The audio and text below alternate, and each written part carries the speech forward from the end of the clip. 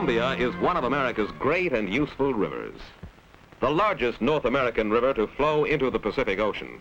It begins as a small mountain stream in the snowfields of the Canadian Rockies and enters the United States near the northeast corner of Washington. The upper Columbia flows through deep gorges and over swift rapids. Here, the river is put to work by the giant Grand Coulee Dam. From Grand Coulee, the Columbia flows through Washington in a great curve called the Big Bend until it reaches its largest tributary, the Snake River. Then it turns west and runs into the Pacific. In this part of the Columbia is Bonneville Dam and Portland, the great river seaport of the West Coast. When the Columbia empties into the Pacific, it has gone more than 1,200 miles from its source in the Canadian Rockies. Let's go back and travel down the Columbia, starting our journey at the Grand Coulee Dam in the upper river. This dam has created a lake that reaches 150 miles upstream. Columbia water is stored for use in irrigation, to help prevent floods, and to regulate the flow of the lower river. In order to hold back the tremendous force of the river, the dam had to be built into the largest masonry structure in the world. Over the spillways, more than 1 million cubic feet of water can flow every second. This is more than 5 times the amount of water passing over Niagara Falls. This rushing water is put to use in turning dynamos in the power plants at the foot of the dam. Electricity that is sent to towns and cities. Down the river from Grand Coulee along the Big Bend, farmers use the water of the river to irrigate their crops. Small pumping stations along the river force water up the banks to upland fields and orchards. Vast amounts of wheat are grown in the unirrigated lands farther away from the river, because wheat needs less water than many other crops. The wheat farmer, however, uses the river to carry his wheat to market. The grain is loaded on barges and travels down the river to Portland to be milled into flour. The strong current of the Columbia helps provide the power which carries the barge downstream swiftly and economically. The great force of the current holds back this boat coming upstream. Nearly all of the barges coming up the river carry gasoline and other petroleum products. On this part of the Columbia, only flat-bottomed tugs and barges can travel, though many rock, sand kinds of river traffic. In some places, the river is so dangerous that even shallow draft boats cannot navigate. 10 miles of canals were built around the great rapids at Salmon Falls to take the river barges around the rough water. This tug and its barges are passing through the canals and locks.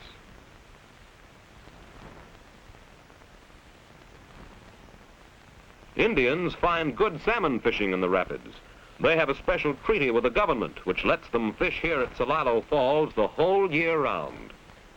During the canning season, the Indians sell the fish to canneries, while at other times of the year they fish only for their own food. And they do catch many salmon. Below Salmon Falls, the wheat barge passes through the lock and enters the river again in calm water. Just a few miles below the Indians' fishing ground is the river port of the Dalles, where large quantities of wheat are loaded to be carried downriver to the mills. 50 miles below the Dalles at Bonneville, another great dam has been erected to control the Columbia. Here, an island divides the river into 2 channels. The spillway section reaches across one channel, and the powerhouse and navigation locks are built across the other. Bonneville improves navigation on the river, but since the huge dam would stop all boats, a lock 500 feet long was built to let them pass.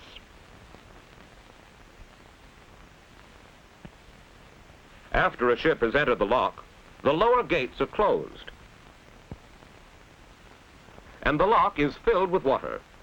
In about 20 minutes, the water level is raised 66 feet to the height of the river above the dam.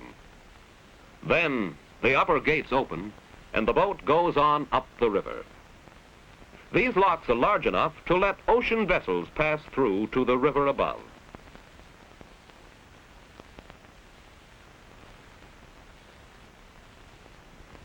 in addition to barges and ships.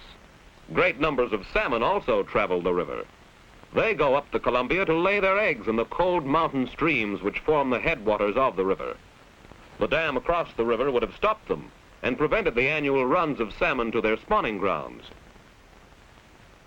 So a sort of winding stairway, called a fish ladder, was built around the dam to let the salmon pass. From late spring to early autumn, hundreds of thousands of salmon swim up the river through these ladders. The young fish hatch in the upper river and then swim downstream to the ocean, where they spend most of their lives. The salmon going upstream to lay their eggs are counted as they pass through the ladder. This fish is lifted out for inspection and then returned to the river so that it may continue its journey. Bonneville Dam is also used to generate electricity. The nearby cities of Portland and Vancouver use most of Bonneville's electric power. Between Bonneville and Portland, there are many beautiful views of the River Gorge. This is one of the scenic parts of the Columbia.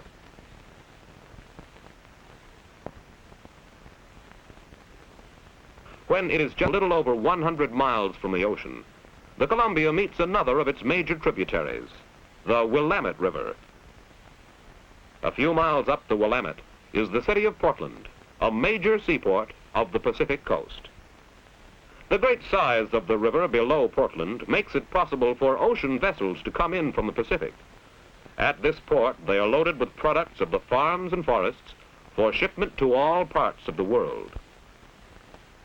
Below the junction of the Columbia and Willamette, the river is wider and calmer and becomes an important water highway. Log rafts are towed by tugs to the lumber mills along the banks.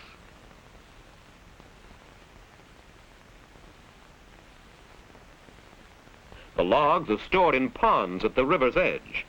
From the ponds, they are hauled into the mills by conveyor lines to be sawed. The swift current of the upper Columbia carries much mud and silt, which falls to the bottom as the channel widens and the flow becomes gentle. Floating dredges are used to keep the river deep enough for ocean-going ships. The dredges pump mud from the river bottom along the ship channel and pipe it to the shallow water near the edge of the river. Near the mouth of the Columbia is the port of Astoria. This is the home of many fishing boats, which make their catches in the river and in the nearby ocean.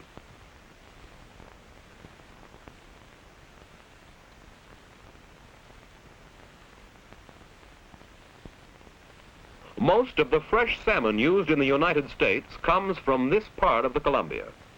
Large canneries along the river bank pack additional for shipment to distant markets. These salmon fisheries are one of the great industries of the Columbia. Here, near its mouth, the river is about 5 miles wide. To cross it, automobiles and passengers must travel by a ferry boat, since a bridge has not been built across the wide channel. Finally, a few miles west of Astoria, the Columbia empties into the Pacific Ocean, ending its long journey from the mountains of Canada.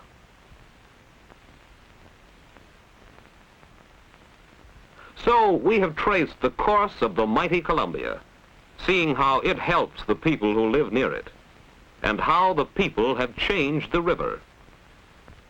When it begins, the Columbia is a swift stream with great potential power.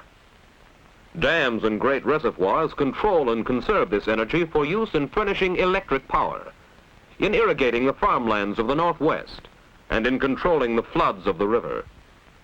Great numbers of boats use the Columbia as a highway, shallow tugs and barges on the upper river, and large ocean vessels on the lower river.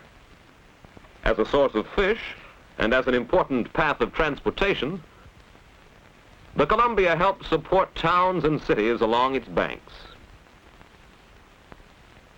The Columbia River serves the people of the entire Pacific Northwest, earning its place as one of the great rivers of North America.